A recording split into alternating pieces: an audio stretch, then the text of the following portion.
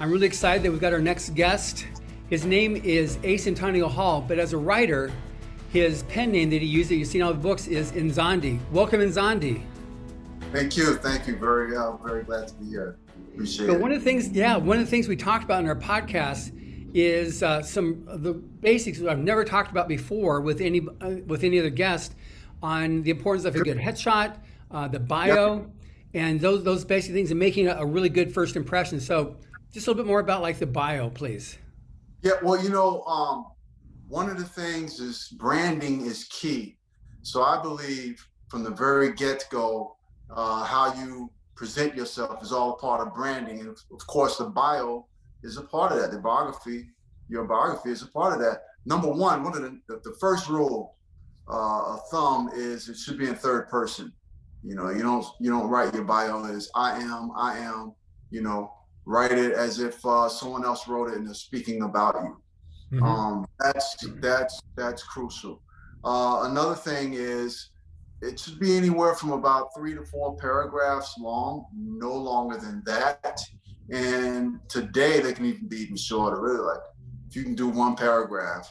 We're in a world where everything's really fast and quick. So it has to be really polished and really fine-tuned to be 1 paragraph. But in that paragraph, of course, you want to have any accolades that you may have won in your writing. Some people have it, some people don't. If you don't, it's okay. You're on your way. You're on your way. I like to call many of my friends pre-published authors. You're a pre-published author. And so you're on your way. So, you introduce yourself. You want to tell pretty much, and of course, we can break it down into who it's to. If it's a query, like you're querying literary agents, there's a little bit more different information that you put in, but your basic bio is going to tell you, but your educational background, if you have that, and what it was in, if you earned a degree, if you had any kind of professional work that pertains to writing, that's key and important as well. And pretty much what your book is about, or your books or your upcoming book is about, whether it's fiction, nonfiction, what genre it's in. And really you can do all of this in 2 or 3 sentences. And if you're really good, you can put what your audience is, who you expect, your audience can be or will be. And that's pretty much it. And of course, your contact information.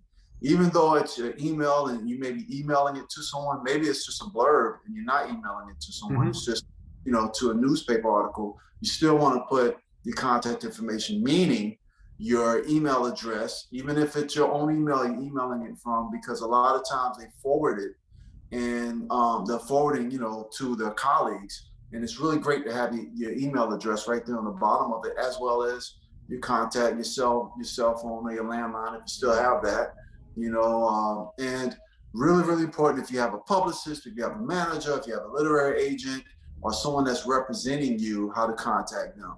And of course, your website or your blog. And then that's pretty much it. You want to get it 3 or 4 paragraphs. The less is better, less is more, as they say, but really fine tuned. And no adjectives, no adverbs. I'm a really great, fantastic, terrific writer. No. Nothing like that.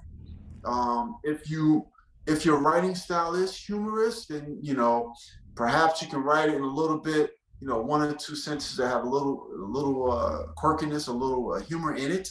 Not a joke, but just, maybe like a little humor. But if your tone is, if you're a horror writer or your tone is dark, just keep it professional.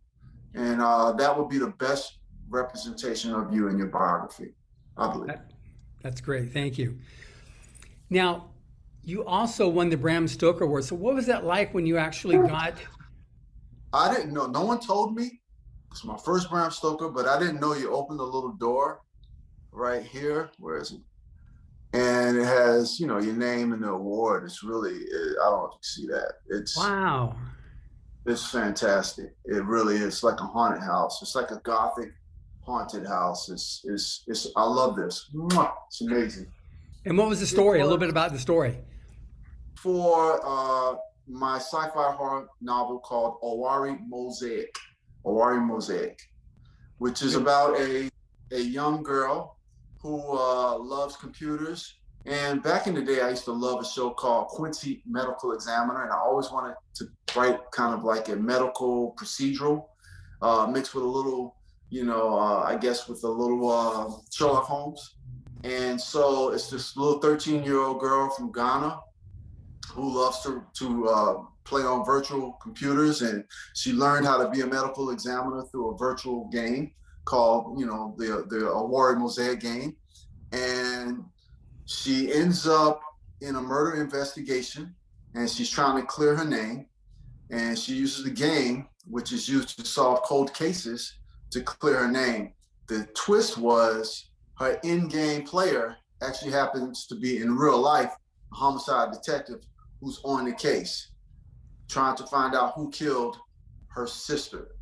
And so it's a lot of twists and turns, a lot of action, and it's all great story. It's a great story.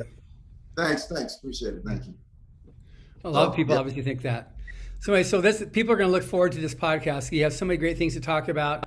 And it's really important that people have these basics in as an aspiring artist or writer, because you only have one opportunity to make a good first impression. So these are really important things to have. John, your headshot is so important. It's so important to have a great headshot. Just spend, you can get a professional photographer these days from $100 down to $50.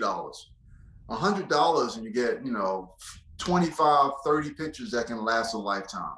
Really, really great pictures with lighting, put a little makeup on, and and do it in the mood and the tone of your writing. Looking on the back, I wish I had some. I don't have my fiction novels down here, but I wish I had some of my fiction novels. Look on the back of the novels at some of your favorite authors and look at the mood and the tone of the picture. They're not sitting. A lot of them aren't sitting in front of a cat in the back of their garden, which is how I see some of my colleagues. Some fellow authors biography, photographs. No, their headshots are really professional, and like I said, it's all about branding. Absolutely, check out this podcast we have.